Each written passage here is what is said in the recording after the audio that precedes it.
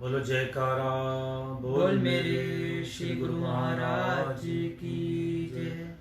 गुरु ब्रह्मा गुरु विष्णु गुरु साक्षात परमेश्वरा गुरु पार ब्रह्म स्वामी गुरुदेव महेश्वरा। तमेव माता च पिता तमेव बंधु च सखा तमेव विद्या च धर्मं तमेव मम देव वंदो चरण सरोज गुरु बुध मंगलाकार। जैसे वतन होते हैं भवसागर से पार।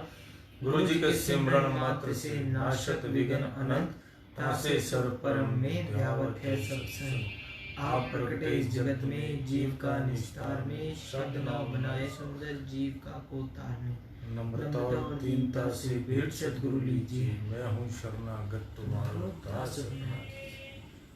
बोल जयकारा बोल मेरे श्री गुरु महाराज की जय। आज हरियाली तीज है। तीज का त्यौहार है। आज बड़े सभी जगह जो है खुशियां मनाई जा रही हैं। तो आज का हमारा 23 जुलाई 2020 वार वीरवार। हम अमृतवाणी सेवा ट्रस्ट एवं श्री हरिहर सत्संग मंडल की तरफ से आपके सामने अपना दैनिक सत्संग प्रस्तुत करते हैं। अमृत वचन। जब तुमने एक बार अपना मन मालिक के अर्पण कर दिया तो उस मन से ईश्वर के अतिरिक्त और किसी का चिंतन करना क्या अच्छा लगता है। जब तुम्हारा मन मालिक के प्रेम में रंग जाएगा तो उसके सुमिरण के अतिरिक्त एक पल भी नहीं रह सकोगे। जैसे संसारी मनुष्य सांसारिक तमाशों व बाजारों की भीड़ भाड़ में स्वयं को बहलाता है, इसी प्रकार तुम्हारा दिल बहलाव एकांत में एक प्रभु से ही होना चाहिए। जब तुम्हारे भीतर मालिक का नाम बस जाएगा तो प्रसन्नता प्राप्त करने के लिए तुम्हें इधर उधर जाने की आवश्यकता ही नहीं पड़ेगी। जब कर्ता धर्ता प्रभु तुम पर दयाल हो जाएंगे तो तुम्हारे पास किसी भी पदार्थ का अभाव नहीं रह जाएगा। इसीलिए तुम केवल प्रभु कृपा प्राप्त करने के लिए ही भरसक प्रयत्न करो। एक व्यक्ति घोड़े पर सवार था, परंतु फलों का टोकरा वह अपने सिर पर लिए हुए था। सभी देखने वाले उससे बेसमझ कह रहे थे, क्योंकि जब बोझ घोड़े पर ही है तो व्यर्थ कष्ट उठाने से क्या लाभ। इसी प्रकार जो अपना उत्तरदायित्व मालिक को नहीं सौंपते, जो कि सबका बोझ संभाले हुए हैं, वे ही नासमझ हैं। यदि तुम सद्गुरु की आज्ञा का पालन करोगे तो तुम्हारे ऊपर उनकी दया की छाया बनी रहेगी और तुम्हें कोई सांसारिक अग्नि नहीं जलाएगी। तुम्हारे हृदय में सद्गुरु के लिए दृढ़ विश्वास होगा कि वे मेरे अंग संग हैं, तो तुम्हारा पतन कभी भी ना होगा। तुम दुख देने वालों के लिए भी सद्गुरु के द्वार पर प्रार्थना करो कि दाता उन्हें सुमति दें। क्या ऐसा हो सकता है कि 1 लाख वाले से 10 लाख वाले का 10 गुना अधिक शांति प्राप्त हो, परंतु जब इसके विपरीत ही दृष्टिगोचर होता है तो फिर तुम क्यों अपनी ख्वाहिशें बढ़ाकर अशांति के इच्छुक बने रहते हो। प्रत्येक वस्तु का प्रभाव अपना अपना होता है। नाम का प्रभाव शांति में है और माया का अशांति में है। अगर शांति प्राप्त करना चाहते हो तो नाम जपो। तुम्हारा भाग्य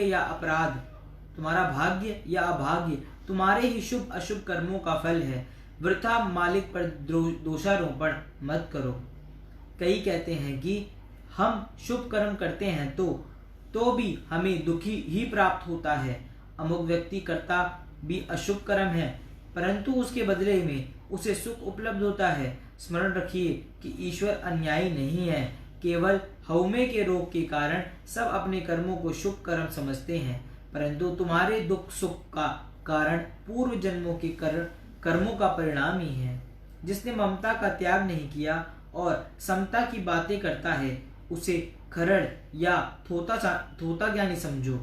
कई संन्यास धारण करके भी गृहस्थाश्रम को श्रेष्ठ बतलाते हैं। उनके लिए यही कहना पड़ेगा कि वे संन्यास लेकर पश्चाताप कर रहे हैं या उन्होंने संन्यास को वास्तविक आनंद या स्वतंत्रता को नहीं जाना। वास्तविक आनंद तो तभी मिलता है जब बाहर से नहीं बल्कि भीतर से सन्यासी बनते हैं। बोलो जयकारा बोल मेरे श्री गुरु महाराज की जय। बोल सच्ची दरबार।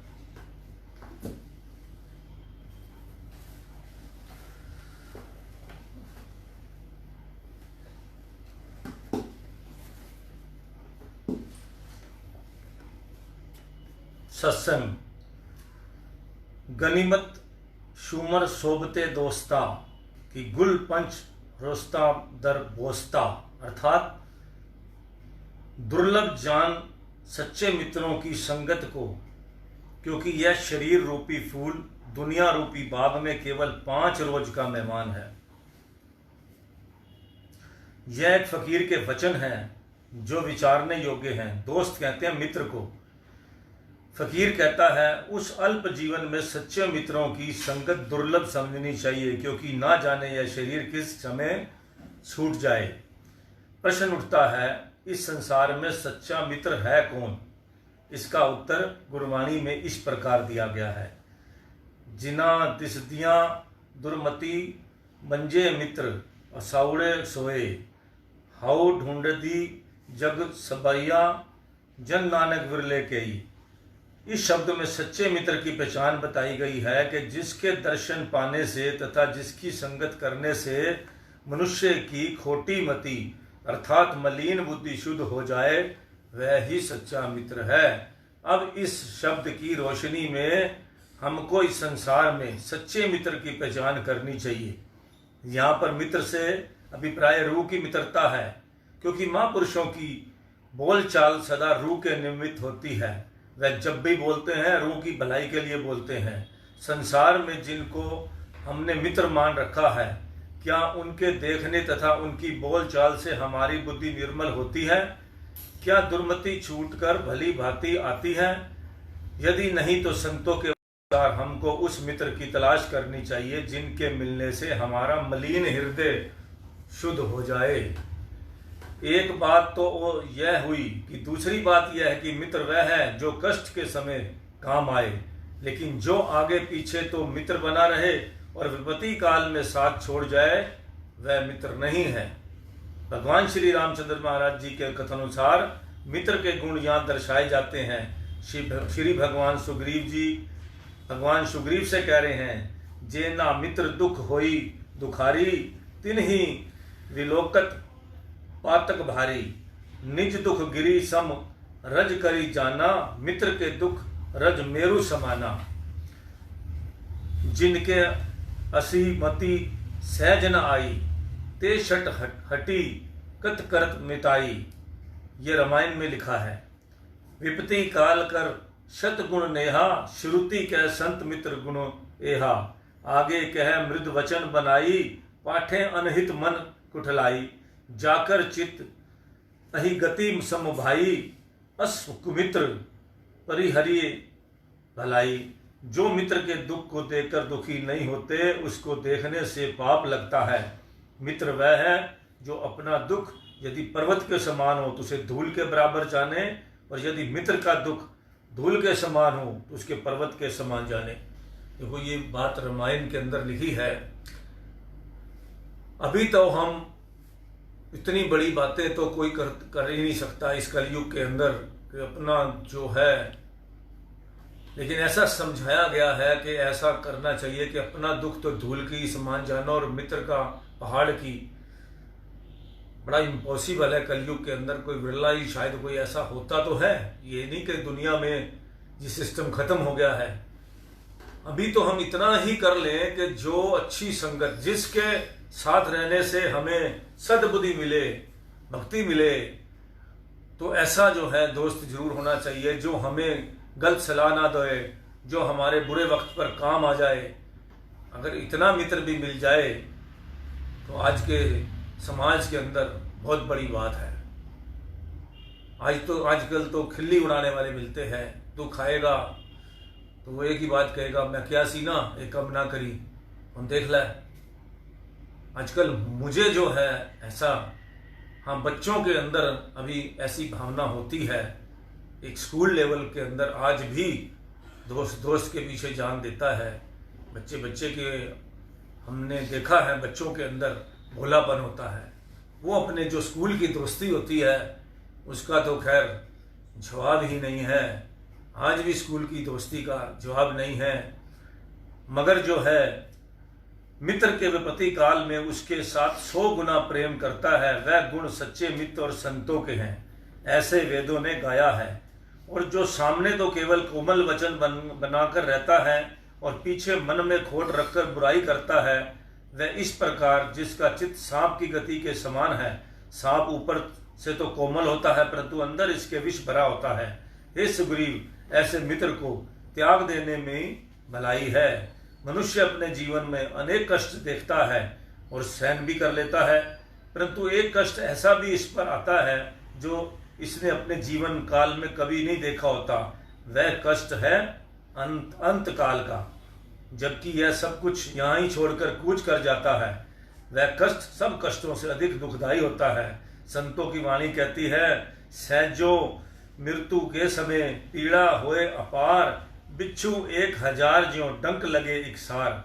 संत फरमाते हैं, शरीर को छोड़ते समय जीव को इतनी पीड़ा होती है जैसे 1000 बिच्छू एकदम से डंक मार दें, परंतु वह बता नहीं सकता। ऐसे कष्ट के समय जो इस पीड़ा से रूह को बचावे तथा परलोक में भी साथ दे, ऐसा मित्र कौन है? यह सोचने समझने की बातें हैं। अब प्रश्न उठता है कि रूह मृत्यु समय कष्ट से कैसे बच सकती है, क्योंकि शरीर तो हर एक ने छोड़ना है। तब उस शरीर की पीड़ा से रूह का कैसे बचाव हो सकता है? इसका उत्तर संतों ने इस प्रकार दिया है, जैसे बिल्ली उसी मुंह से बच्चे को पकड़ती है और उसी मुंह से अपने बच्चे को उठाकर एक जगह से दूसरी जगह पर ले जा रही होती है, परंतु बच्चे के साथ तो उसके मुंह के दांत वैसे नहीं होते जैसे चूहे को पकड़ते समय बना लेती है। बिल्ली जब चूहे को पकड़ती है तो उसके दांत ऐसे होते हैं, 1 मिनट में चीर फाड़ देती है। और जब वो अपने बच्चे को एक घर से दूसरे घर में शिफ्ट करती है, क्योंकि बिल्ली 7 घर घूमती है अपने बच्चों को लेके, तब वही दांत उसके ऐसे हो जाते हैं, कोमल हो जाते हैं, अपने बच्चों को महसूस भी नहीं करने देती। तो इसी तरह जो मालिक का नाम जपने वाले लोग हैं, प्रभु का सिमरन करने वाले लोग हैं, उनका प्रभु जब ले जाते हैं, शरीर जब छूटता है, दांत वैसे नहीं होते जैसे चूहे को पकड़ते समय बना लेती है। चूहे को तो वह मुंह में पकड़कर हलाक कर देती है, परंतु बच्चे को उसी मुंह से फूल की भांति उठाती है। इसी प्रकार मौत एक बिल्ली के समान है, जो पापियों को तो चूहे की भांति पकड़ती है, परंतु भक्तों को अपना फूल की नाई। जब खैर हम तो गुरु भाई हैं, हमारे तो आते हैं, हमारे गुरु भाई गुरु महाराज जी आते हैं, अपने साथ लेके जाते हैं, बड़ी अलग सी बात है। जिनके गुरु हैं वो अपने गुरु लोक में जब जाते हैं तो ढोलकी चिमटे के साथ जाते हैं, क्योंकि मालिक उनको इतना प्रिपेयर कर चुका होता है।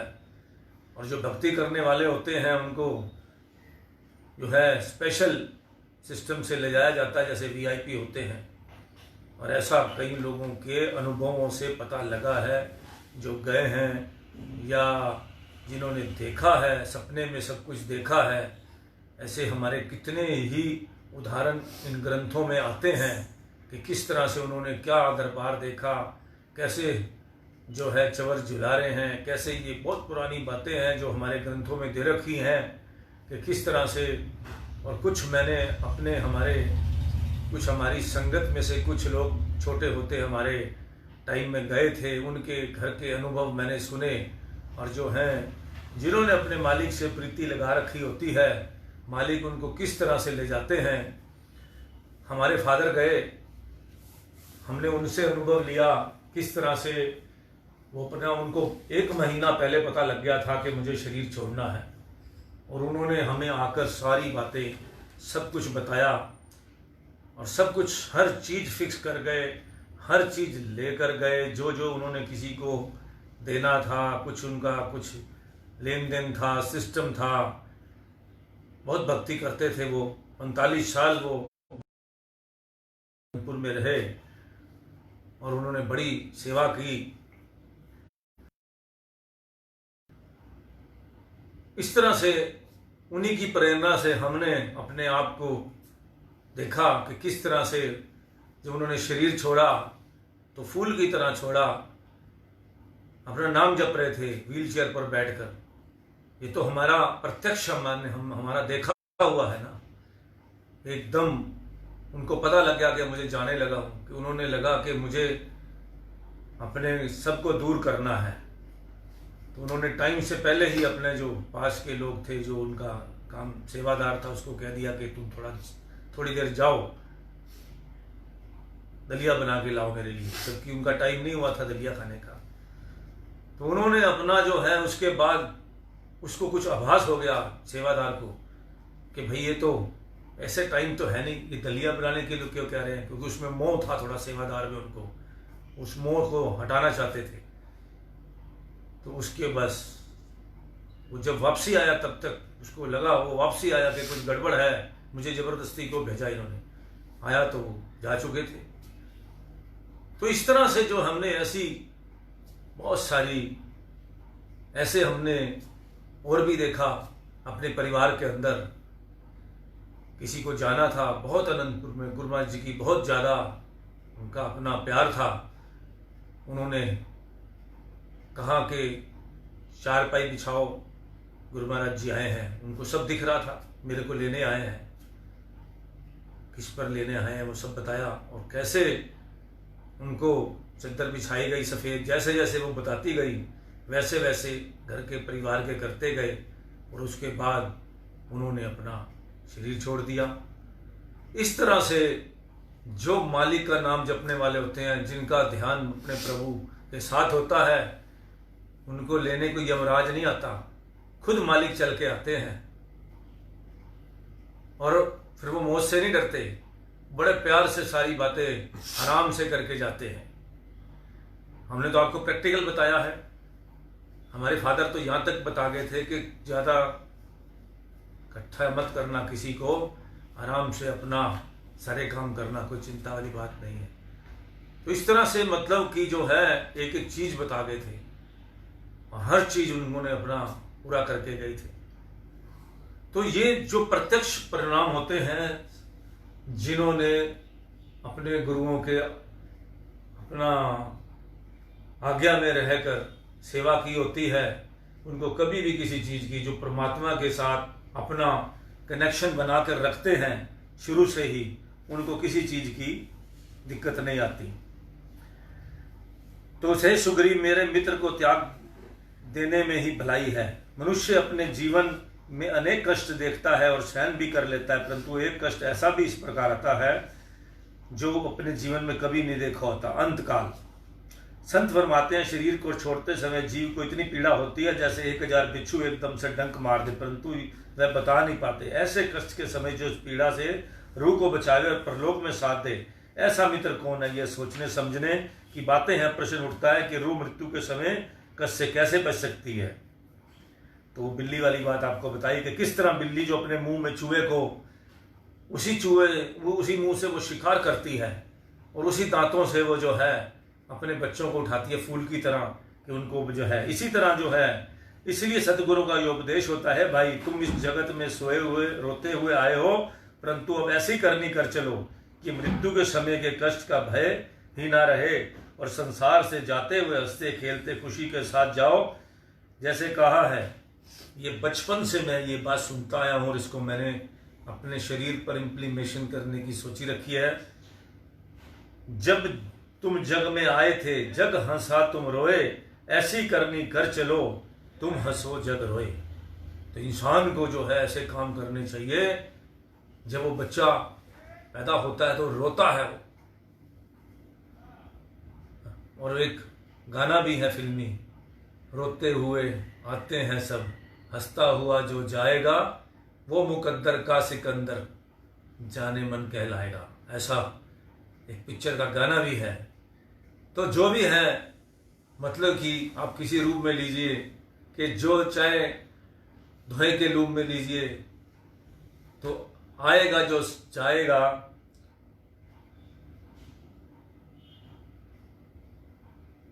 कबीरा संत मुए किया रोइए, जो अपने ग्रह जाई, रोबू साकत बापुरे जो हाट हाट बिकाई। ये गुरबानी जी का कथन है।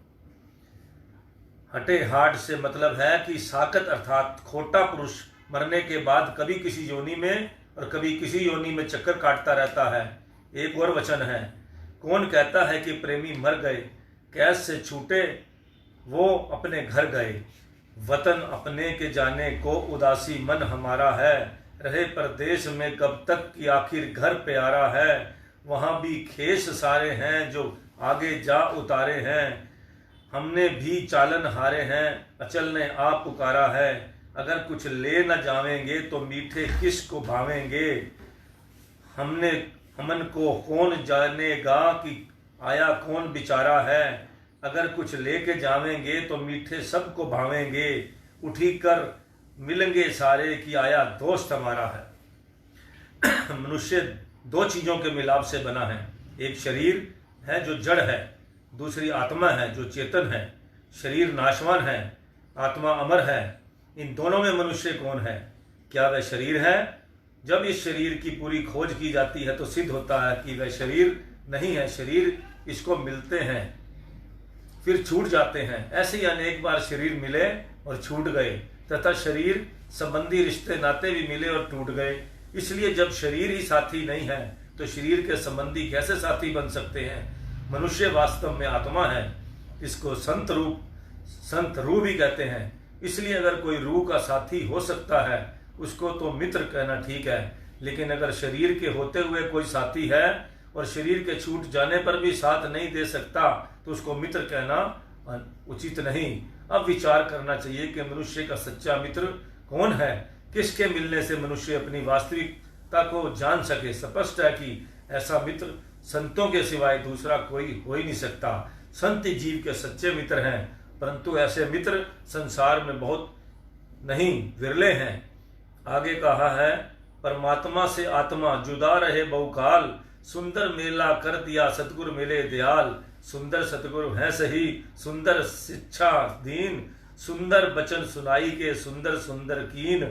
सुंदर सतगुरु आपते किया अनुग्रह आए।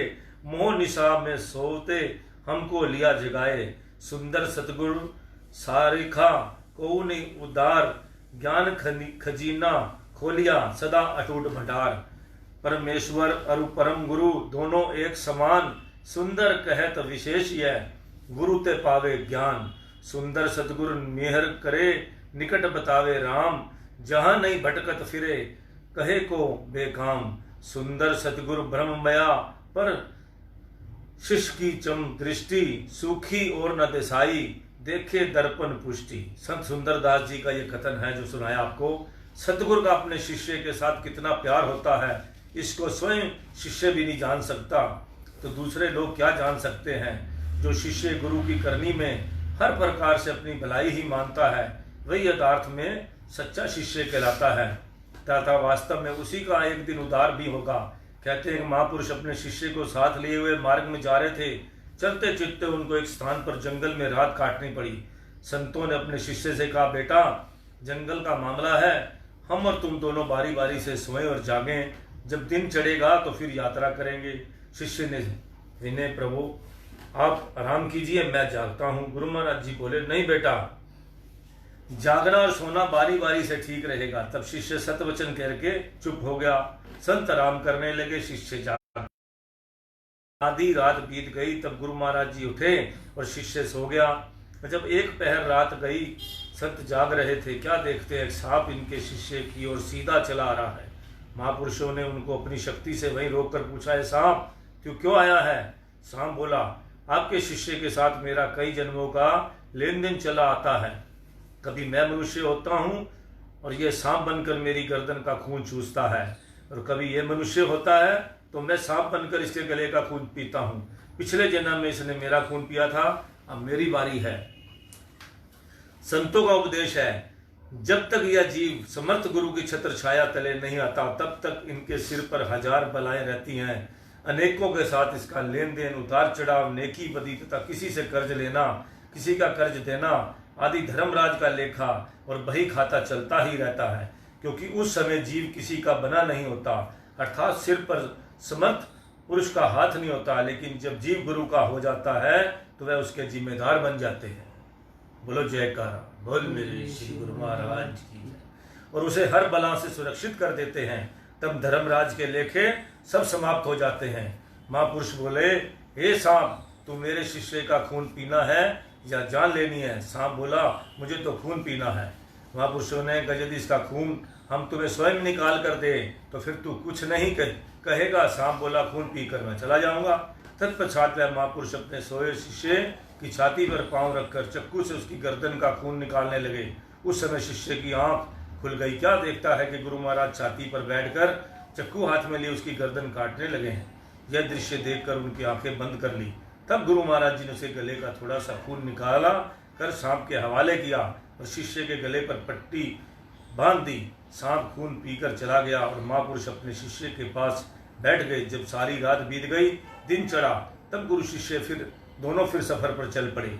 मार्ग में चलते चलते संतों ने अपने शिष्य से पूछा, जब हम रात को तेरी छाती पर बैठे तब तेरी आंख खुल गई थी और फिर तूने आंख बंद कर ली, उस समय तुझे क्या समझा था?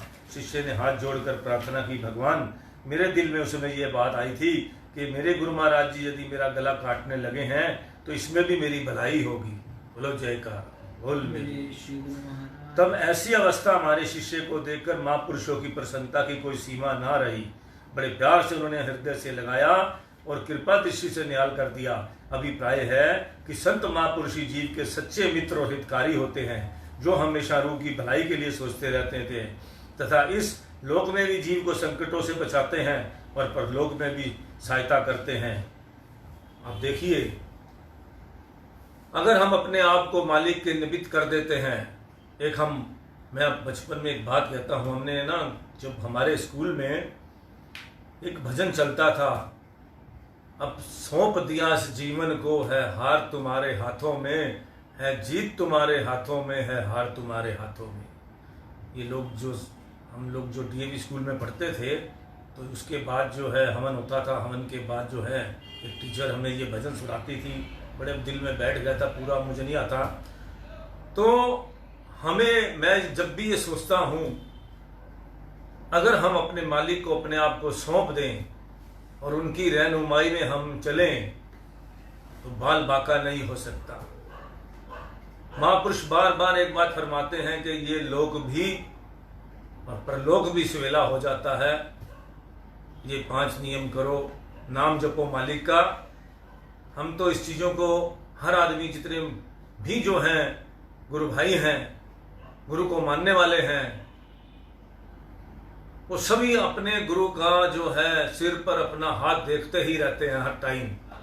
बिना, जो मैं समझता हूँ, बिना मालिक के, बिना गुरु के जब हम देखते हैं कि हमारी बड़ी बड़ी जो हैं प्रॉब्लम आती हैं, वो किस तरह से चुटकियों में ख़त्म हो जाती हैं। हम सोचते हैं और काम हो जाता है।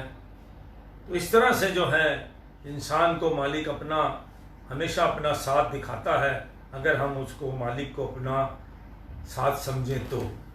मालिक तो हमारे से बिल्कुल दूर नहीं होते। ये सभी को समझना चाहिए। जो हमारे सत्संग का आज हम करते हैं, इस सत्संग का यही फायदा है कि जब हमारी आत्मा थोड़ी कमज़ोर होती है, मैं खुद फील कर रहा हूँ इस बात को आपको बताऊँ, जब मुझे कई बार मेरा मन कमज़ोर होता है, आत्मा कमज़ोर होती है, कोई मैं संत तो हूँ नहीं कि भाई मैं आपको, हर आदमी जो भी प्रवचन करता है उसको ये सारी चीज़ों पर पहले खुद अपना इस पर चलना चाहिए, इस पर चलना सीखना चाहिए, तो उसका असर बहुत ज़्यादा होता है। मैं खुद कभी जो है मन मेरा, ये नहीं कि हम भगवान बन गए हैं और ये कथा पढ़ते हैं तो हम संत बन के आपको समझा रहे हैं, नहीं, हम भी आपकी तरह हैं और आपकी तरह ही पढ़ रहे हैं, आपकी तरह ही सीख रहे हैं। सिर्फ ये है कि इकट्ठा बैठ के पढ़ने और समझने में थोड़ा अच्छा लगता है। वैसे हम घर में आजकल तो किसी से कोई बात भी नहीं करता। इस तरह से हम आपस में कम से कम सत्संग करके अपनी जो है अपने आप को एक चेक कर सकते हैं कि हम मालिक के साथ चल रहे हैं कि नहीं चल रहे, क्योंकि हमारे पास टाइम ही नहीं है अच्छी किताबें पढ़ने का, सत्संग सुनने का। लेकिन ये गलत बात है। हमें सत्संग को सुनना चाहिए, हमें अच्छी किताबें पढ़नी चाहिए, हमें अपने प्रभु के साथ जुड़ना चाहिए, सिर्फ खाली पीली दिखावे के लिए नहीं। ओरिजिनल, आप ओरिजिनल बनिए, सच्चे बनिए। एक आप अच्छे बनेंगे तो आप कईयों को अच्छा बनाएंगे। और जो कथा करने वाले जितने भी लोग हैं, सभी को मैं कहता हूँ कि ये नहीं कि सुंदर सुंदर सिंहासनों में बैठ के कथा करें और ये करें और इम्प्लीमेंटेशन ना करें। हमें बड़ा सादगी से सिस्टम को अपना करना चाहिए और बड़ा सादगी से हमें बेसिकली जो है अपने आप में इम्प्लीमेंटेशन करना चाहिए। जो मैं आपको बता रहा हूँ कि जब मेरा भी कभी बार विचार कमज़ोर होते हैं तब मुझे ये सत्संग की बातें याद आकर मुझे प्रमोट करती हैं और मेरा मन एकदम जो है एकदम फिर खिल जाता है। अपने आप को आदमी फूल की तरह खिलाए रखेगा तो तभी आगे बढ़ सकता है। और फूल को खिलाने के लिए कैसे चाहिए? उसको ताकत चाहिए, उसको खाद चाहिए, मिट्टी चाहिए, उसके अंदर अच्छी मिट्टी हो, खाद हो, पानी हो, टाइम से सब कुछ डालें तो खिला रहता है। हमारी आत्मा भी इसी तरह तभी खिलेगी जब हमारे अंदर कोई कमजोर विचार आए तो हम उस विचारों को अपने सत्संग के अंदर सुने हुए विचारों से उसको काट दें। जब भी मैं कमजोर पड़ता हूँ, मेरी आत्मा थोड़ी मतलब कि तो मैं सत्संग की बातें याद करके अपने आप को मजबूत कर लेता हूँ कि हम कितने बड़े 3 लोक के मालिक के हम बच्चे हैं। हमें इस तरह की कमज़ोर बातें नहीं सोचनी चाहिए, क्योंकि ये संसार है। आदमी जो है तरह तरह की गंदी बातें देखता है, भटकता है। कि हमारा मन नहीं भटकता, हर आदमी का भटकता है, लेकिन उसको हमें अपने आप को कंट्रोल कैसे रखना है? इस सत्संग से, सेवा से, सिमरन से। इसीलिए हमारे 5 नियम बनाए गए हैं कि जब भी हम कंट्रोल से बाहर होते हैं, क्योंकि हम संसार में रह रहे हैं, किचड़ में रह रहे हैं। संसार रूपी किचड़ है, ये दलदल है, जब माया का पसारा है। आंखें क्रिमिनल हैं, 1 मिनट में कुछ भी देख लेती हैं। आंखों के देखने से दिमाग चल पड़ता है, दिमाग से विचार उत्पन्न होते हैं। ये सारा सिस्टम हमारा कानों से सुनते हैं। इसीलिए महात्मा गांधी ने उस टाइम 3 बंदर बनाए थे, लेकिन चौथा बंदर ये है कि एक तो है रहता है बुरा मत देखो, बुरा मत सुनो, बुरा मत बोलो, ऐसे 3। और चौथा क्या है? बुरा मत सोचो। तो सोचेंगे, इसी तरह करके हम बचे रह सकते हैं। मैं नहीं कह रहा कि ये संसार का जो सागर है, माया का जो इतना विस्तार है और इतनी ज़्यादा यहाँ पे जो माया, जिसको आप माया कितने रूपों में आपको गिरा रही है, जीव के थ्रू, आँख के थ्रू और तरह के थ्रू, वासनाओं के थ्रू, कितनी तरह वो गिराने के लिए हमारे को इस टाइम जो है ये अभी जो मालिक ने किया, ये माया का पसारा कम करने के लिए किया है कि हम अभी सुधर जाएं, क्योंकि थोड़े दिनों बाद फिर माया का पसारा अगर हम नहीं सुधरे तो ये फिर पसारा दोबारा फैलने लग गया है और फिर पसरेगा। इसके बाद 4 मकान है, फिर 5वें में लगेगा। किसी के पास कुछ है वो किसी में लगेगा, किसी में कुछ है तो किस में लगेगा।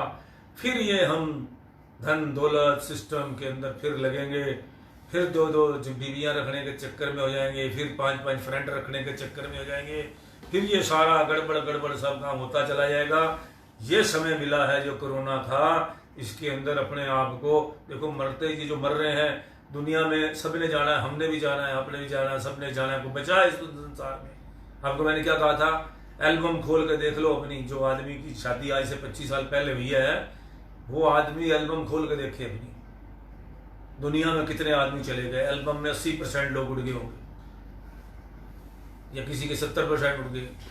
तो इस तरह से इंसान जो आया है वो जाएगा। साधु संत फकीर एक सिंहासन चढ़ चले, एक बंधे जाए जंजीर। अब कैसे किसको जाना है वो अपना तय कर लो। अभी से ये आपको तय करना पड़ेगा आगे का सिस्टम। उम्र नहीं है, कब पता नहीं क्या लग जाए। अभी देखो कितनी क्या क्या हो रहा है, मर्डर हो रहे हैं, ये हो रहा है। अखबार उठाओ सवेरे तो छोटी छोटी बातों पे लोग चोर उचक्के, क्या हर चीज में किसी सब अखबारें मीडिया भरा पड़ा है गंद के साथ। कोई अच्छी बात नजर आती है आपको? या तो क्या होगा, आप देखोगे टीवी चला के तो लड़ाई, चाइना पाकिस्तान अमेरिका ये सब लड़ने को तैयार बैठे हैं। अब क्यों बैठे हैं?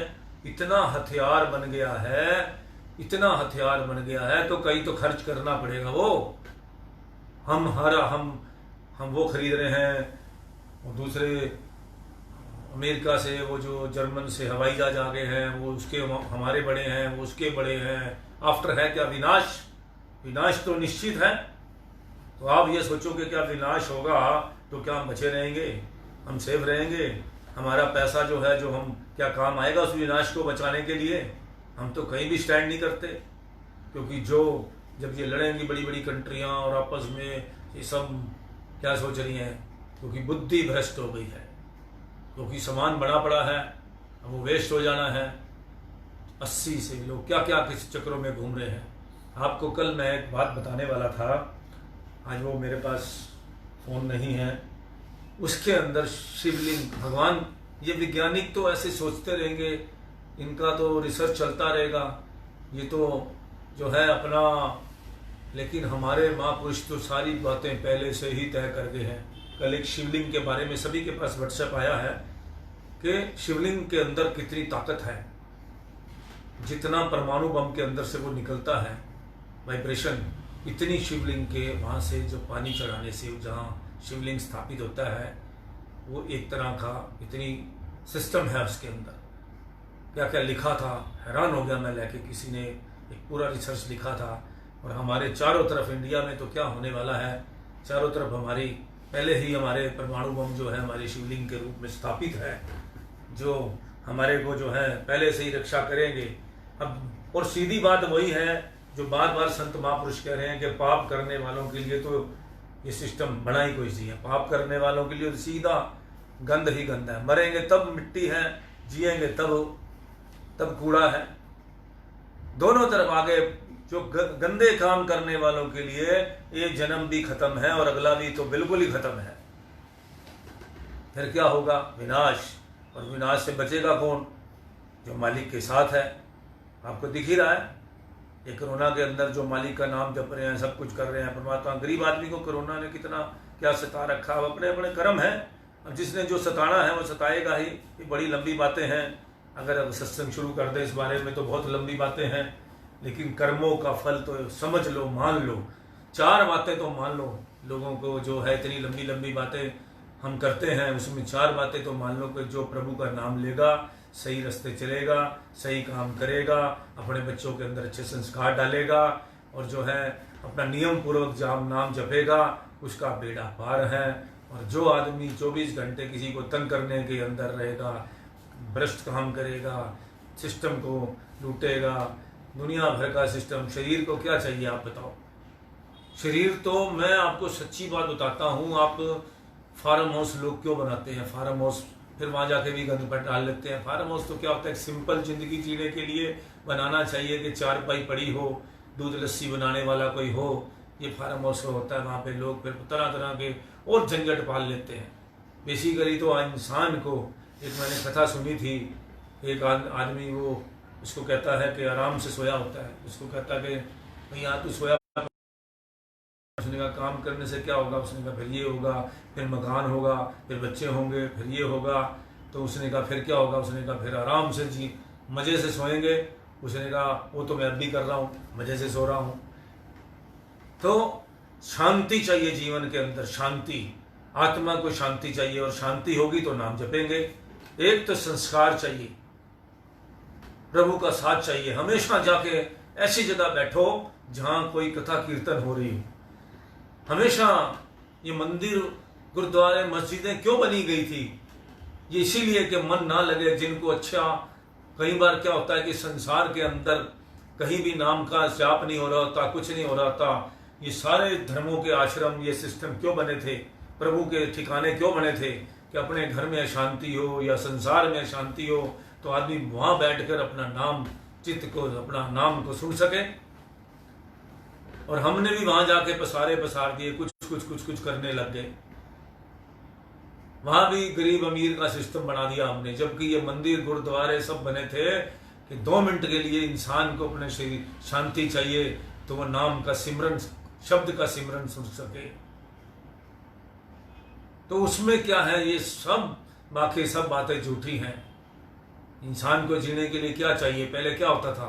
4 पाई, बिस्तर, रसोई, किचन, खाने का सामान। कुछ भौतिकतावादी इतनी ज़्यादा नहीं होती थी। एक साइकिल होती थी, उसके बाद इंसान बढ़ता चला गया। कहते हैं कि दुनिया आगे बढ़ गई, सड़कें सुंदर बन गई, सामान सुंदर बन गया, कोठियाँ बन गई, पीओपी होने लग गए, पत्थर आ गए, टाइलें लग गई, सिस्टम हो गया। पहले क्या होता था, एक वो जब मैं देखता हूँ आज भी मुझे बड़ा मज़ा आता है उस पर जाके। आज क्या हो गया, लोग फिर क्या कर रहे हैं, दोबारा फिर जो है बड़ी बड़ी एंटीक चीज़ें बनाने लग गए हैं लोग। आज फिर वो ढाबे स्टाइल में होटल बनाने लग गए हैं, और रहने के लिए जो है वो कच्चे मकानों का सिस्टम बनाने लग गए अपने फार्म हाउसों पे, फिर पुरानी पद्धति बनाने के लिए। घूम फिर कर बात तो वही है ना कि सिंपल इंसान को बहुत फिर पसंद है। इसके बाद फिर आदमी जब इस चीज़ों में हाई लेवल पर पहुंच जाता है, मैंने बहुत हाई हाई मकान देखे, उनको संभालना कितना मुश्किल है, कितने नौकर चाकर रखने पड़ते हैं। आप बड़े बड़े बेड, बड़े बड़े कीमती कलीन बिछा दोगे, बड़ा बड़ा कीमती सामान लाओगे, उसको करने के लिए, मेंटेन करने के लिए फिर कितने नौकर चाकर रहेंगे। आज आप बड़े बड़े अमिताभ बच्चन और ये बड़े बड़े नाम लेते हो, उनकी कोठियों का जिक्र आता है, मैं सारा पढ़ता हूँ कि कितनी कितनी फौज है उनके घरों में नौकरों को घर को संभालने के लिए। 25-25, 30-30, 40-40 नौकर हैं, हेलीकॉप्टर हैं, सब कुछ कितना मेंटेन करने के लिए कितने मैनेजर रखने पड़ेंगे। मैं सोचता हूँ कि कितना बड़ा दुनिया 4 आदमी ने जीना है। जितने पैसे वाले, अंत पैसे वाले लोग हैं, कमा कमा कर वो क्या कर रहे हैं लास्ट में, कितना बड़े बड़े। अगर मैं हैरान होता हूँ, जो कल मैंने शाहरुख खान के बंगले के बारे में देखा पढ़ा, उसने अपना पेंट ना खराब हो जाए तो उसको प्लास्टिक की वो चद्दर डालनी पड़ी। और मैं हैरान होता हूँ हम कितना दिमाग वेस्ट करते हैं फजूल के कामों में। कितना पैसा कमाने के बाद उस पैसे को संभालने के लिए हमें कितना नौकर चाकर रखना पड़ता है, कितना स्ट्रेस लेना पड़ता है, और कितना अपने आप को। तो हमारा आराम कहाँ है।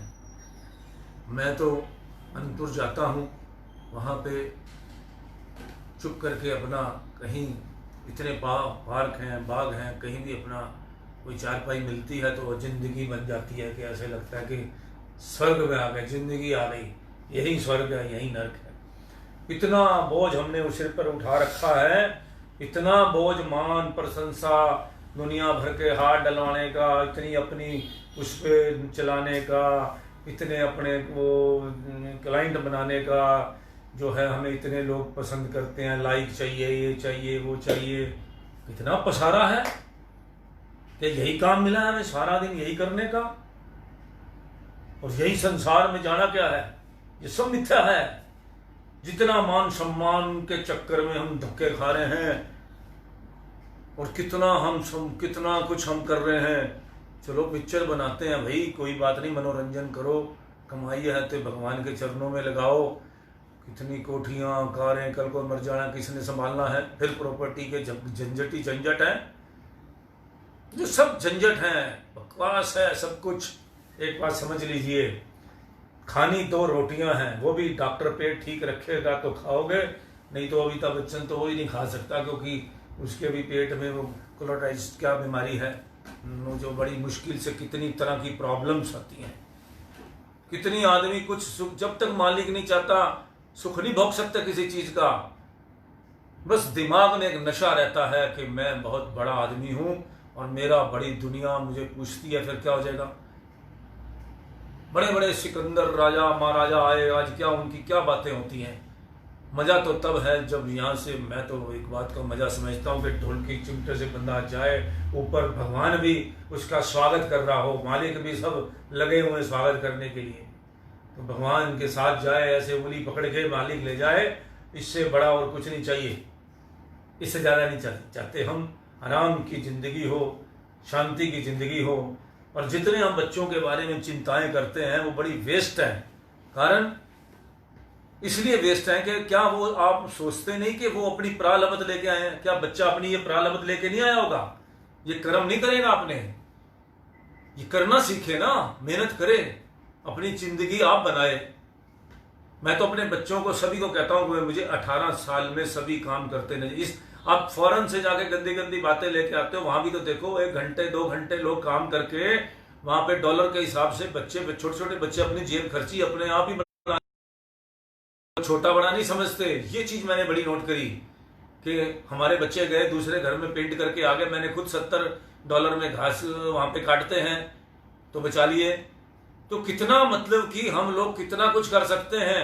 वहां पे इन चीजों को सीखना चाहिए। फॉरेन में जाके वहां तो हम भौतिक चीजें सीख के आते हैं, क्योंकि वो लोग जो है थोड़ा धनड्डे हैं, शुरू से उनका सिस्टम है, सब कुछ है, वो अपने डिसिप्लिन से चलते हैं, डिसिप्लिन से घर बनते हैं, सब कुछ। ये थोड़ा कि वहां पे बिना नक्शे घेरे जाओ और आगे पीछे सरकार ने आगे पीछे गार्डन दे रखे हैं, कितने शानदार पेड़ जरूर अपने आप लगाते हैं, सरकार उसको मेंटेन करती है, कितना सिस्टम है। हमारे यहाँ कुछ नहीं है, क्या करें हम। तो इसी तरह करके जो है अपना जो है हमें वहां से ऐसी चीजें सीख के आनी चाहिए कि बच्चा अपने पैरों पर शुरू से स्टैंड हो और उसको संस्कार मिले। इसलिए वहां ज्यादा खुशी भी रहती है, क्योंकि हर चीज डिसिप्लिन में है। तो वही बात है कि वहां का बच्चा 18 साल में, और हमारे यहाँ क्या करता है, बच्चे क्या करते हैं, ज्यादातर माँ बाप बच्चों को केयर ही नहीं करते, सिखाते ही नहीं है, वो वहां यहाँ आके परेशान हो जाते हैं। तो इसलिए जो है हमें बच्चों को चाहिए कि आपने अपने पैरों पर स्टैंड होना है, पढ़ो भी और कमाओ भी। वहां पे भी सिस्टम है कि आप इतने घंटे काम करो और आपको इतने पर डॉलर जो काम करोगे। किसी घर में काम कर लो, घास काट लो, किसी का कुछ भी कर लो, पेंट कर आओ, किसी की चारदीवारी पे कुछ कर लो, वो पैसे देते हैं। किसी का मॉल में जाएंगे, कितने घंटे काम करेंगे, घंटों के हिसाब से पैसे मिलते हैं। हमारे हिंदुस्तान में भी ऐसा सिस्टम स्टार्ट हो जाना चाहिए। ये चोर बाजारी सारी बंद हो जाएगी। बच्चों को ये जो हम पैसे दे दे के पब में, हुक्का बार में, दुनिया भर की जगह पे पैसे, पहले उनको कहो कि चाहे वो डोमिनोज में काम करें, चाहे वो पिज्जा वाली जगह पे काम करें, चाहे जहां भी काम करें, उनको काम सिखाओ। उसके बाद उनको कहो कि अब जो मर्जी करें, चाहे सहेलियां लेके घूमे। यहाँ क्या होता है, पहले बाप के पैसे से जो है लोग जो है हुक्का बार, ये वो, लाखों आदमी बर्बाद हो रहा है, लाखों बच्चा हमारा यूथ का बर्बाद हो रहा है। जो खा रहे हैं, पी रहे हैं, ये सारी चीजें जहर हैं, जहर जो हमारे बच्चे आज के टाइम में खा रहे हैं, वो हमारा फूड नहीं है वो। फिर वो कहते हैं वेट बढ़ जाएगा, फिर वो घटाते हैं। जब इतना इतना पिज्जा पे रख के वो खा लोगे, क्या कहते हैं, चीज, तो वो क्या करेगा, मेहनत करते नहीं है, दिमाग बुद्धि भी भैंस जैसी हो जाती है। तो फिर वो क्या सोचेगा। जब ज्यादा खाने वाला आदमी जो होता है वो दिमाग से बहुत कमजोर होता है, उसका दिमाग डल हो जाता है। ज्यादा खाने से पढ़ाई नहीं हो सकती। कम खाओ, पेट पे कम बोझ रखो, भक्ति भी नहीं होती। आप ज्यादा खा के सो जाओ, रात को देखो भक्ति होगी। हमारे नियम क्या है, 7 बजे खाने के, और हम खा रहे हैं 2 बजे सवेरे 24/7 पे जाके। कितनी लाइफ खराब है और कितना सिस्टम हमने अपने आप को बेकार कर दिया है। अगर हम डिसिप्लिन कोई हमारे को आके करके पैदा नहीं देगा, डिसिप्लिन के अंदर हमें खुद को, आज मैंने अपने सिस्टम को टाइम पर खाना मैंने बनाया है कि भाई मुझे इतने बजे ये काम करना है, 1 घंटा ये काम करना है, उसके बाद ये करना है। तो डिसिप्लिन अपने आप, हमें अपने आप को डिसिप्लिन में ढालना ही पड़ेगा कि डिसिप्लिन हमें कोई आकर सिखाएगा। तो इसलिए जो है ये सारी बातें जो हैं धर्म के साथ भी जुड़ी हुई हैं। धर्म तभी होगा जब हमारा मन दिमाग अच्छा होगा, हम शांति की सोचेंगे, इस वक्त शांति के लिए। जब हम सोचते हैं शांति की बातें रहेंगे तो एंजाइटी की प्रॉब्लम कल मैं आपको फिर बात बताऊंगा, क्योंकि आज हमारा सत्संग रुक जाएगा। तो अब हमारे अनंत सिंह जो है आपको जो है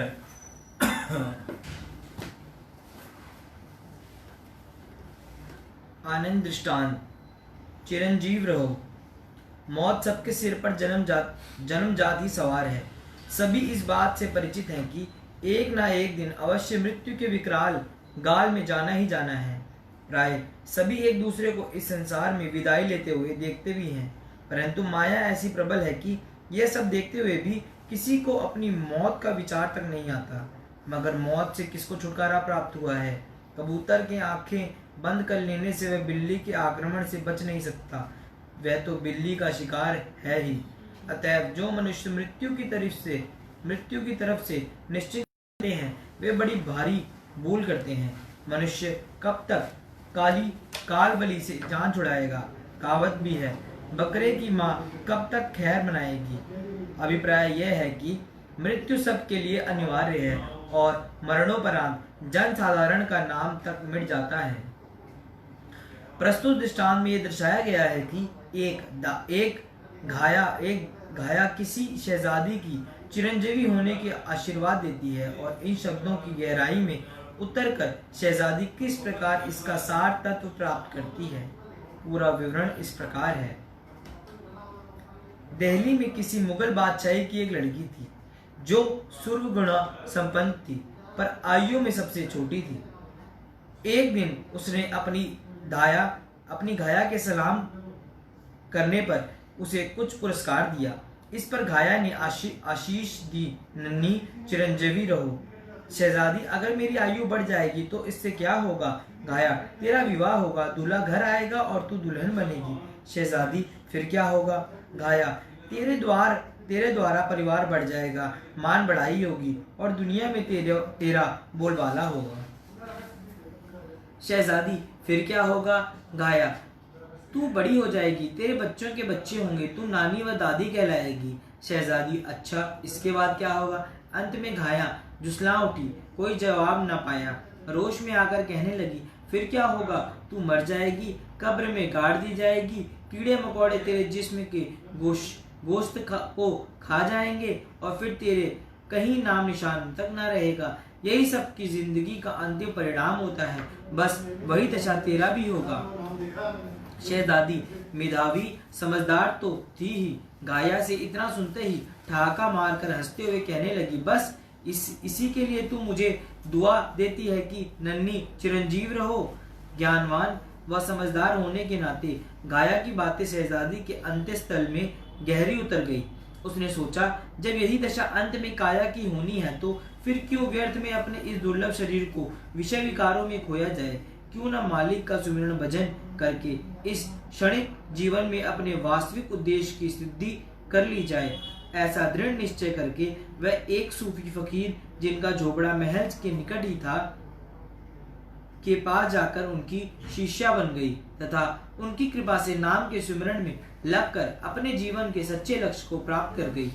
तात्पर्य, टिक हिरस हवा को छोड़ मियाँ, मत देश विदेश फिरे मारा, कजाक अजल का लूटे हैं, दिन रात बजा कर नकारा। क्या बगिया भैंसा बैल शुतर, क्या गौएं पालसर बारा, क्या गेहूं चावल मोठ मटर, क्या आग धुआं और अंगारा, सब ठाट पड़ा रह जाएगा जब लाद चलेगा बंजारा। इस संसार को संत सत्पुरुषों ने वृक्ष की छाया, पानी का बुलबुला और मुसाफिर खाने की न्याय बतलाया है। वृक्ष की छाया व पानी का बुलबुला स्थायी नहीं, इन पर विश्वास करना मानव मात्र का ही भूल है। अथवा जो मनुष्य संसार को सराय न समझकर अपनी निजी घर मान लेते हैं, संसार के सामानों व रिश्तेदारों के मुंह में अपना मन फंसा लेते हैं, वे ही जन संसार को छोड़ते हुए बहुत दुखी होते हैं, क्योंकि माया व माया के समान आज तक न किसी के बने हैं और न बनेंगे, न किसी के साथ गए हैं न जाएंगे। हजारों बड़े बड़े राजा महाराजा सभी कुछ छोड़कर खाली हाथ यहाँ से चले गए, जैसा इन पंक्तियों में स्पष्ट होता है। पापा नाल इकट्ठी होवे, मोया साथ न जावे, अथवा मुहैया गो के सब समान, मुल्की और माली थे। सिकंदर जब गया दुनिया से, दोनों हाथ खाली थे। इससे स्पष्ट है कि काल बलि के आगे मनुष्य की धन संपत्ति अथवा बाहुबल कुछ भी काम नहीं कर सकता। बड़े बड़े शूरवीर भी उसके आगे झुक जाते हैं। जैसे इसलिए इस दुनिया में आकर उस प्रभु के नाम व भजन में अपने मन को लगाना चाहिए। यही जीव की अपनी असली पूंजी है। शेष माया के पदार्थ तो केवल जीवन की गाड़ी चलाने के लिए प्रकृति की तरफ से सबको मिले हैं। जो मनुष्य इनमें से अपनी छुट्टी को अटका लेते हैं, वे गलती पर हैं। असली वस्तु जो जीव के साथ जानी है, वो है मालिक की भक्ति। इसलिए प्रत्येक मनुष्य को चाहिए कि उस शहजादी की तरफ संसार के भोग पदार्थों से अपनी चित्तवृत्ति को उपराम रखते हुए संत सद्गुरु की चरण शरण में जाकर उनसे परमार्थ व भक्ति का मार्ग पूछकर उस सत वस्तु को प्राप्त करे, जिसके प्राप्त हो जाने पर इस मनुष्य का संसार में आना सफल हो जाता है। बोलो जयकारा बोल मेरे श्री गुरु महाराज की जय।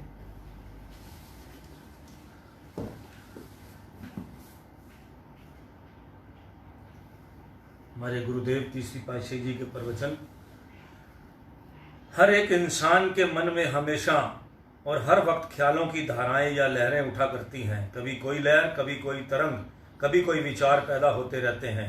ये ख्यालों की धाराएं हर एक इंसान की उसके अपने पिछले कर्मों, संस्कारों, भावनाओं, कमाई और विचारों के मुताबिक अलग अलग होती हैं।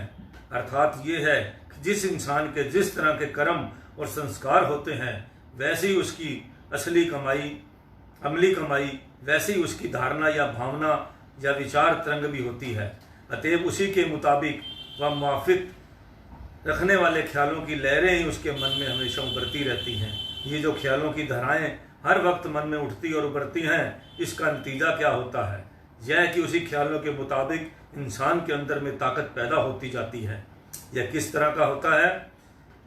यह किस तरह होता है कि किस तरह की इंसान के ख्यालों की धाराएं या लहरें होती हैं, वे जब बाहर निकलती हैं तो बाहर के वायुमंडल में फैल जाती हैं और अपने साथ मुलवित करने वाले संस्कारों, विचारों और असरात को तलाश करती हैं। जहाँ कहीं उनको अपने मुताबिक ख्याल और संस्कार मिल जाते हैं, वहाँ से उनके असर को ग्रहण करके अपने साथ खींच लाती हैं। गोया इस तरह से वह अंदर ही अंदर में दृढ़ होती रहती हैं और वही बाद में उनकी असली ताकत बन जाती हैं। जिस प्रकार की इंसान के ख्यालों की धाराएं या लहरें होती हैं, उसी तरह ही उसकी ज़िंदगी की सूरत बन जाती है। बहुत समझने वाली बात है और बड़ी स्पष्ट शब्दों में लिखा है। उसी तरह ही उसकी ज़िंदगी सूरत बन जाती है।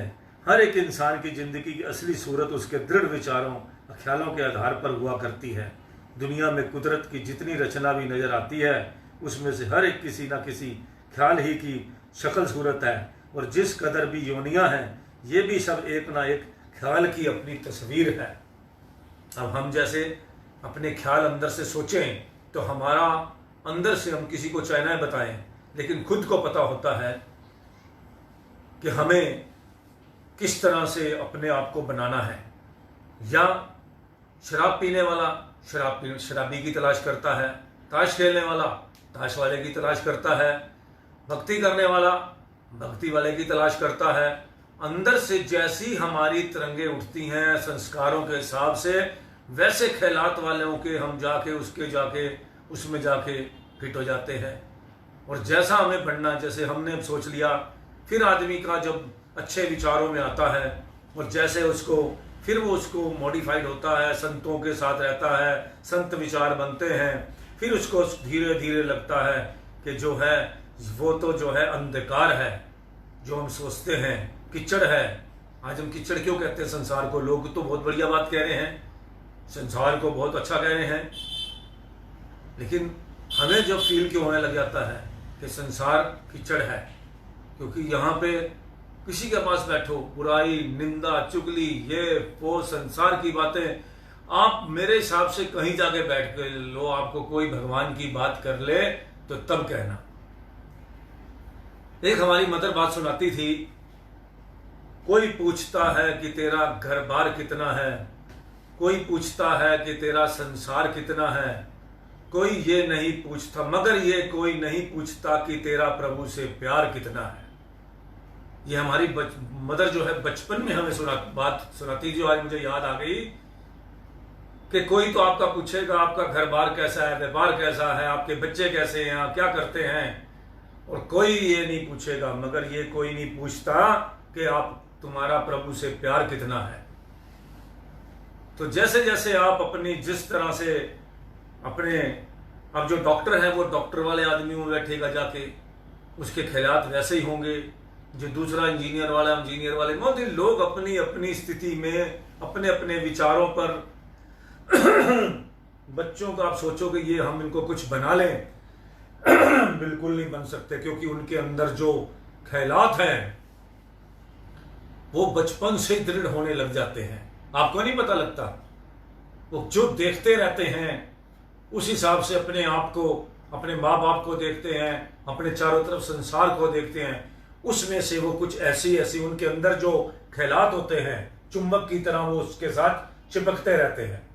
फिर वो चुंबक की तरह जब चिपक जाते हैं, फिर वो उसका एक दृढ़ विश्वास बन जाता है कि मुझे तो अब इस लाइन पे चलना है। और कई भटक भी जाते हैं और कई जो है भटक भटक के रास्ते पे आते हैं, और कहीं सीधा चढ़ जाते हैं ट्रेन पे, कहीं सीधी लाइन पकड़ लेते हैं, कहीं भटक भटक के आते हैं। लेकिन जब तक उनके ख्याल दृढ़ नहीं होते, जब तक जो है वो कहीं कुछ कामयाब इंसान नहीं बनता। तो इसके लिए एक संगति, अंदर विचार चाहिए।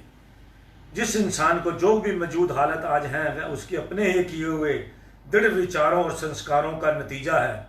अर्थात दुनिया में जो कोई भी इंसान इस वक्त मौजूदा सूरत में सुखी है या दुखी है, अमीर है या गरीब है, बलवान है या निर्बल है, नेक मिजाज है या बुराई पसंद है, जिंदा दिल है या मुर्दा सूरत है, या जो कुछ भी वह नजर आता है, उसकी ये हालत कैसी बनी?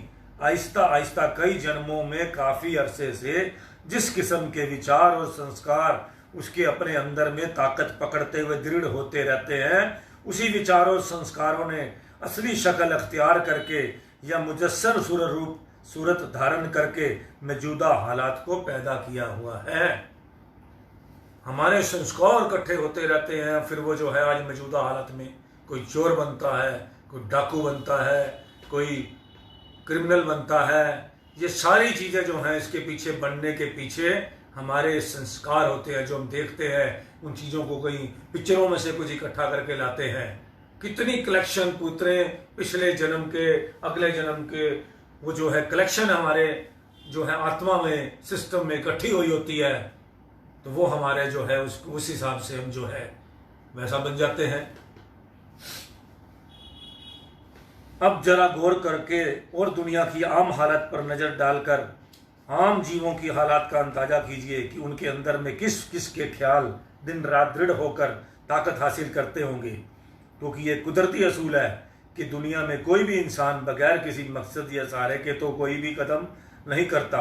उसके हर एक कदम के पीछे जरूर कोई ना कोई मकसद रहता है। तो फिर सोचा जाए कि इस लिहाज से आम इंसान की ज़िंदगी की कार्रवाई मकसद का आधार क्या है। क्योंकि जिस किस्म का मकसद कायम किया हुआ है, ज़िंदगी की असली कार्रवाई और ख्यालों की धाराओं या तरंगों की सूरत भी उसी किस्म की होगी। जरा सोचकर विचार करके देखो कि इंसान का अपना मन जो विचारों की धारा बाहर फेंकता रहता है वह क्या है।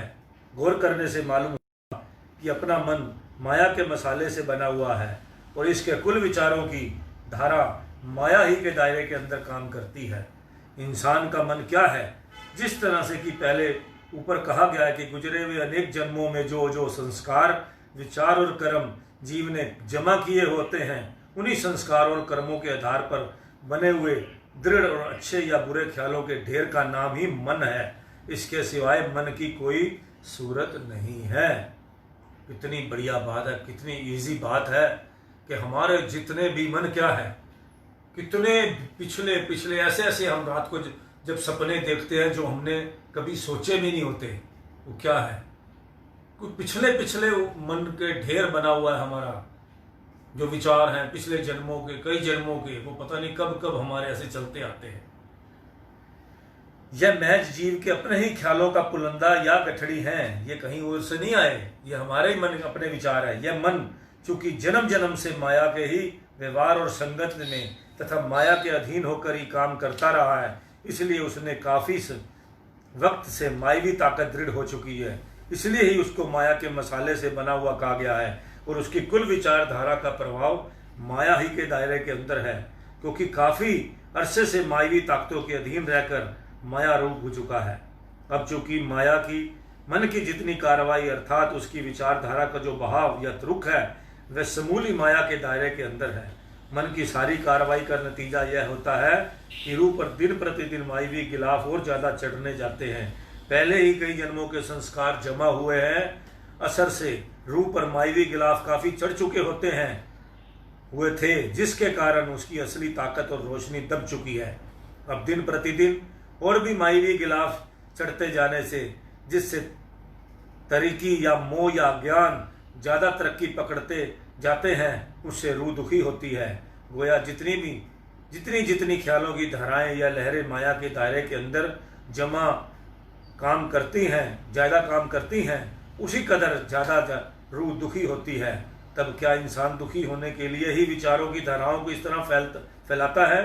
इसका उत्तर यह है कि नहीं, इंसान दुखी होने के लिए तो अपने ख्यालों की धाराओं को नहीं फैलाता, बल्कि उनकी ख्वाहिश तो सुख को हासिल करने की है, परंतु अपने ख्याल का जो मकसद और आदर्श उसने जो बनाया हुआ है वह माया की चाह और ख्वाहिश का ही है। आफ्टर ऑल तो सारी बात का मतलब ये है कि हमने जो है अपना फिर चाह तो हम फिर वही रहे हैं ना, फिर माया के पदार्थ में ढूंढ रहे हैं, तो उसमें सुख कहां से मिलेगा। माया की चाह और ख्वाहिश तो दुखों और बंधनों की देने वाली है। गोया जिस मकसद को उसने सुख की ख्वाहिश से नजर के सामने रखा हुआ है वह माया की चाह और ख्वाहिश ही दुख और बंधन देने वाली है। जब ख्वाहिश माया की ही है तब माया तो अपना फल देगी ही, मायावी ख्यालों का फल ही तो यही दुख और बंधन ही है, इसलिए वह मिलेगा भी। सत्पुरुषों का वचन है, मेरी मेरी धारी बंधन बंदिया, नरक सुरागा अवतार माया धंधिया।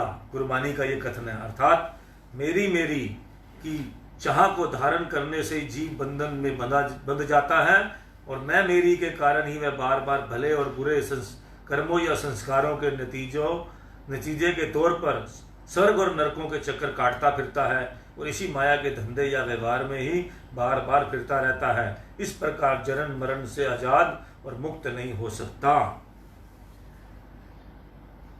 जो हमारे कर्म इकट्ठे होते रहते हैं उस हिसाब से हमारे जन्म मरण का सिस्टम भी हमारा चलता रहता है, और इसी में हम 84 के लाख चक्कर काटते हैं, फिर पैदा होते हैं, फिर मनुष्य जन्म में आते हैं, फिर उसमें फिर हमारे जैसे संस्कार होते हैं, ऐसे घरों में हमें जन्म लेते हैं, फिर दोबारा ऐसे घूम घूम के, और जब हमारे थोड़े थोड़े अच्छे संस्कार होते हैं, कई जन्मों के संस्कार इकट्ठे हो जाते हैं, अच्छे वाले, भक्ति वाले, तो तब हम उस संस्कार से हम अपने मालिक के चरणों में लग जाते हैं, और जब चरणों में लग जाते हैं उसके बाद जब भक्ति में हम आ जाते हैं फिर हमारी मुक्ति हो जाती है, और नहीं होती तो फिर हम दूसरे बार फिर जन्म लेते हैं, फिर किसी अच्छे घर में जन्म लेते हैं, भक्ति वाले के घर में, फिर हम उसके बाद फिर अगली क्लास हम फिर दोबारा उसको, जो भक्ति हमारी पूर्ण नहीं हुई उस जगह तक हम नहीं पहुँचे, फिर हमारे कुछ जो क्रियामान कर्म हैं वो जो हमारे बच जाते हैं,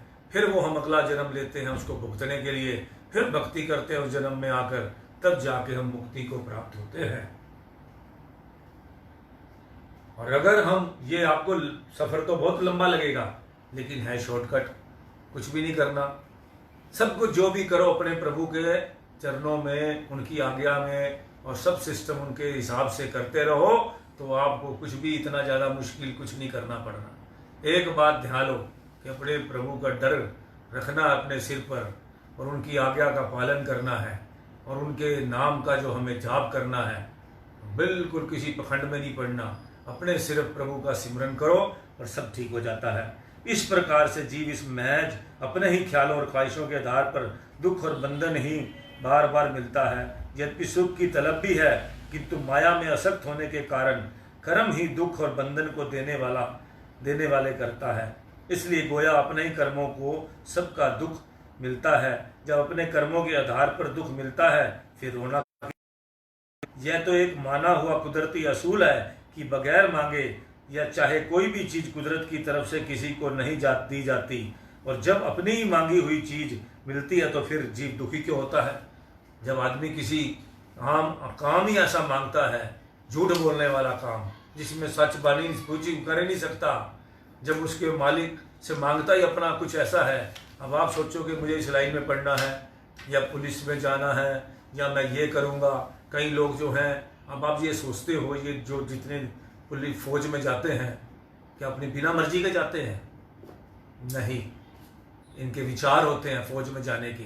मेरा भी था बचपन में फौज की, आज भी मैं फौजी की तरह रहता हूँ, क्योंकि मेरे अंदर मेरी एक ये टांग टूट गई थी बचपन में, तो मैं अनसेलेक्ट हो गया था। तो मेरा तो आज़ाद आदमी था, आज़ाद रहना चाहता था और अपना जंगलों में घूमने का शौक था। तो ये आदमी के अंदर शुरू से ऐसे विचार होते हैं। पुलिस में जाने का जो है, जो पुलिस में जाते हैं, क्या उनको जबरदस्ती भेजा गया है? नहीं, उनके अपने विचार थे पुलिस में जाने के। उन्होंने सिस्टम ही ऐसा बनाया मैंने खुद देखा है अपने घर के बच्चों को डॉक्टर जाने का किसी ने जबरदस्ती उनको डॉक्टरी में भेजा। डिसेशन हॉल के अंदर जब मुर्दे कटते हैं फर्स्ट ईयर में या 1.5 साल बाद, जो उनको हॉल कमरे में जब उनको भेजा जाता है जहाँ चीरा फाड़ी होती है, तो जब उनको सिखाया जाता है मुर्दा काटना, उनके अंदर सब देखना कि टांग में क्या कितनी हड्डियाँ होती हैं, क्या क्या होता है। कई बच्चे तो मैंने देखा कि वहीं बेहोश हो जाते हैं उसमें जाते ही। खुद देखा है मैंने रोहतक मेडिकल कॉलेज के अंदर, जब मेरा कज़न ब्रदर जो है वो डॉक्टर था, तो मैं उनके साथ जब वो मुझे ज़बरदस्ती ले जाता था कि तुम देखते हो तुम्हारा कितना बड़ा दिल है, जहाँ ऐसे लाशें पड़ी होती थी बेड पर, डेड बॉडी पड़ी होती थी बहुत सारी, और उसको जो है पूरा ऊपर स्टूडेंट आकर कि कोई उसका दिमाग चेक कर रहा है काट के, कोई इसका वो है, जो लावारिस लाशों के ऊपर एक्सपेरिमेंट होते थे, तो मैंने खुद जाके देखा है। तो जो तो डर जाता था कहीं वहीं उसको, जो कहीं तो वहीं रास्ते में ही अपना गिर जाते थे, बेहोश हो जाते थे उन डेड बॉडियों को देख के, और सिस्टम को काटे बटरा सिलेंडर कर देते थे, वो डॉक्टर नहीं बन पाते थे। मेरे को कईयों को डॉक्टरी छोड़ते देखा। आज हमारे डिपार्टमेंट कस्टम के अंदर कई डॉक्टर लिखते अपने साथ के, डॉक्टर MBBS करने के बाद वो डिपार्टमेंट में आ गए। उनके अंदर धाराएं जो हैं वो जो चल रही होती है, किसी को कोई जबरदस्ती नहीं बनाता कुछ भी। आज मेरे को यहाँ कोई बैठा के जबरदस्ती सत्संग करा रहा है, करा सकता है कोई? इस बच्चे को जबरदस्ती कोई करा सकता है? इंटरेस्ट ना हो तो मैं इसको कह सकता हूँ तो 1 घंटा बैठ के या सत्संग कर, नहीं करेगा, क्योंकि इसके अंदर ऐसे भगवान के विचार ही नहीं है, ये बैठेगा ही नहीं। इसको तो मन ले लेके भागेगा कि ये तो मैं तो जाके कुछ और काम करूं। इस 21 साल की उम्र के अंदर ये बैठ कर यहाँ सत्संग करने का काम करेगा? इसकी ड्यूटी थोड़ा है ये कोई। इसी तरह अंदर जो हमारे गुरुमात जी कह रहे हैं कि जो हमारे विचार होते हैं वो हमारे दृढ़ होते हैं, उसी तरफ हमें जो है ले जाते हैं। जब हम सोच लेते हैं कि हमने सारी जिंदगी सुखी रहने की, जब आप सोचते हो ये जन्म भी सुखी करने की सोचते हो, अगला जन्म भी सुखी करने की जब प्लान कर लेते हो, तो फिर ये प्लानिंग तो यही है कि सत्संग में चलो, नियम से चलो, काम भी संसार में रहो और सारे काम करते रहो, तो आप जो है उस काम से निकल लोगे। अब जो है टाइम ज़्यादा होता जा रहा है, तो इसलिए हम इसको थोड़ा आज को जो है, नहीं तो ये हम जल्दबाजी में ज़्यादा नहीं सुना पाएंगे, तो इसको हम ख़त्म करते हैं। फिर सिर दुखी क्यों होता है? मायवी असाब और ख्वाहिशों का निचोड़ तो दुख ही है, उसकी चाह तो वही मिलेगा भी, क्योंकि मायवी असाब और तसीर दुख और बंधन के और कुछ नहीं हो सकती। जिस चीज़ की लगन है वही हासिल भी होगी, और जिस चीज़ को मकसद है या दर्श बनाया है उसी तरह ही जाकर पहुंचना भी होगा। अपने ही ख्यालों की दुख भरी तस्वीर से जीव भला किस तरह से बच सकता है? जिस तरह अपने इस्तेमाल की चीज़ों की भली बुरी तस्वीर से कोई नहीं छूट सकता, इसी प्रकार तरह ही अपने ख्यालों के नेक बंद असर की छाया भी इंसान की ज़िंदगी पर पड़ना जरूरी है। अगर दुख जाहिर होता है तो वह भी अपनी ही ख्वाहिश और इच्छाओं के फल की सूरत में होता है। मन मोटा मन पातला, मन पानी मन लाए, जैसी मन की उपजे तैसी ही है जाए। श्री कबीरदास जी का कथन है, अर्थात इंसान का मन मोटा भी है और पतला भी है, अर्थात मन को स्थूल भी बनाया जा सकता है और सूक्ष्म सूरत भी बन सकता है। यही पानी का रूप भी है, अग्नि का भी भाव ये है, शांत और शीतल भी हो जाता है और आग की सूरत भी बन सकता है। क्योंकि जो जो ख्याल या तरंगे इंसान के मन में पैदा होती हैं, वैसी उसकी अंदरूनी और बैरूनी दुनिया बन जाती है। जब इंसान बार बार माया की ही तलब, मांग और चाह करता है या मायवी असबाब में ही दिल को लगाता है और हर वक्त दिल में उसी किस्म की विचारधाराएं पैदा होती हैं, वही ख्याल दृढ़ होते रहते हैं। फिर मायवी असबाब और मायवी ख्वाहिशों के असर तो जाहिर होने ही हैं और उसके असर दुख, अशांति व बंधन है। अब एक नर्स है, उसको किसी ने नर्स जबरदस्ती तो नहीं बनाया, लेकिन जब नर्स बनेगी तो उसको पता है कि मुझे पेशेंट्स देखने हैं, सारा दिन उसको नेगेटिव देखना है। कोई मर रहा है, किसी को इंजेक्शन, कोई हाय हाय कर रहा है। कितनी बड़ी सेवा है ये, कितनी बड़ी सेवा है नर्स की। मैं सेवा सबसे उच्च मानता हूं कि पांव छूने चाहिए जो नर्स का काम करती है। मैंने अस्पतालों में देखा है, कोई कटे पिटे आते हैं, कोई कैसे आते हैं अस्पताल, जब उनके एक्सीडेंट हुए होते हैं, किसी की टांग अलग होती है, किसी क्या होता है, खून सारा दिन, वो ऐसे ऐसे इमरजेंसी में जो जिनकी ड्यूटियां होती है, देखा करो जब नर्सों की क्या क्या हालत होती है। हैरान होता हूं, उनको लेटरिन बाथरूम कैसे पेशेंट का उठाना होता है, कैसे करना होता है। एक जज्बा चाहिए इसके लिए। जिसको सेवा का जज्बा नहीं है वो ये काम नहीं कर सकता। तो ये बड़ी एक गहरी बातें हैं। जब हमारे विचार दृढ़ होते हैं, कुछ को पैसे, अगर वो नर्स का काम न करे कोई दूसरा कर सकती है, पैसे उसमें भी आ सकते हैं, तो क्यों बनती है नर्स? उसके संस्कार हैं, उसके पिछले कर्म हैं, उसका वो जो है जज्बा है, तो वो उसको जो है नर्स बनाने पर मजबूर करता है। उसके अंदर मन की भावना उसकी दृढ़ होती है, वही ख्याल दृढ़ होते हैं। फिर मायवी असबाब और मायवी ख्वाहिश के असर तो जाहिर होने ही हैं, और उसके असर दुख, अशांति व बंधन है। मगर अगर आप इसको, इन सारे कामों को निस्वार्थ, देखो खाना तो सबके पेट लगा है, नौकरी करनी है, अगर आप अपनी ड्यूटी थोड़ी प्रेम पूर्वक करो और अपना प्रभु का नाम जप के करो, और अपना जो भी आपको हमारे को कार्य करता है भगवान के, हम उनके सेवादार हैं। हनुमान जी भी तो सेवादार थे कि उनकी बड़ी उपाधि मिली हुई है। आज बिना बैठाए इनसे दिल ही नहीं लगता हमारा, क्योंकि हम भी ऐसे चाहते हैं कि हम भी अपने मालिक के ऐसे सेवादार बने कि मालिक हमें प्यार करे। आज हनुमान जी जैसा अपने आप को हमें जो है सोचना चाहिए कि हमें कुछ नहीं बनना, हमें भगवान हनुमान जी जैसा बनाए कि सब कुछ होते हुए भी कितनी महाशक्ति है, कितनी बड़ी शक्ति है, और फिर भी अपना प्रभु के सिमरन में रहते हैं, हम उनकी आज्ञा में चलते हैं, बिना उनकी आज्ञा को कुछ भी नहीं करते। जिन पे कृपा होती है प्रभु की, राम की कृपा होती है, हनुमान जी का उसके सिर पे हाथ हो जाता है। और अभी जो है एक बहुत बड़ी खुशखबरी है हमारे लिए। अब तो मैं सत्संग तो यही विराम करता हूँ, क्योंकि फिर बात लंबी हो जाएगी। तो हमारा भी एक बचपन का सपना था राम मंदिर का, जो अयोध्या में बनने जा रहा है। बहुत बड़ी बात है ये अपने आप में कि 5 अगस्त को हमें से, और बहुत जल्दी बनेगा, जिसकी हमें सोचा भी नहीं था जिंदगी में कि हम उसके दर्शन कर पाएंगे। प्यार तो है ना सभी को राम से, और जो है राम बने कभी कृष्ण बने, कभी नानक रूप बनाए हैं, अभी तो मेरे सतगुरु प्यारे संत रूप धराए हैं। तो ये जो है बहुत खुशी की बात है कि हमारे देश में एक बहुत ही जो है प्यार करते हैं हमारे हिंदू समाज सारा, और भी बहुत लोग प्यार करते हैं। हमारे ग्रंथ साहब भी, ग्रंथ के अंदर भी राम राम भरा हुआ है, हर बात में राम राम भरा हुआ है। हमारे इस ब्लड के अंदर भी राम राम भरा हुआ है। और एक खुशी की बात, बहुत बड़ी बात हो रहा है, जो मुझे बड़ी कल प्रसन्नता हुई जब मैंने कल एक समाचार सुना कि योगी जी ने घोषणा की है कि कोई भी गाय नहीं कटेगी। अभी ये बकरीद आ रही है, या ये कितनी अच्छी बात है।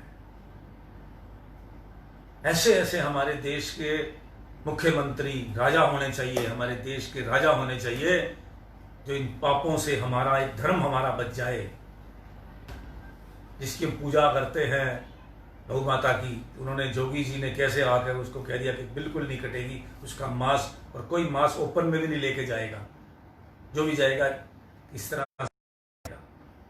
ये ऐसे ऐसे जो ऋषि हैं, वो योगी हैं, तो योगी वाला काम कर रहे हैं। बड़ा खुशी होती है मन में कि जो स्लाटर हाउस जो है इलीगल सारे बंद हो गए। आज हमारे को दूध पीने को मिल रहा है, नहीं तो दूध जो है मिलता कहाँ है, दूध तो असली मिलता ही नहीं है। हम कितना दूध नकली पी रहे थे। इन दिनों में देखो दूध कितना बच गया है, क्योंकि कुछ रेस्टोरेंट, ये होटल में पनीर शरीर खाने वाले खत्म हो गए।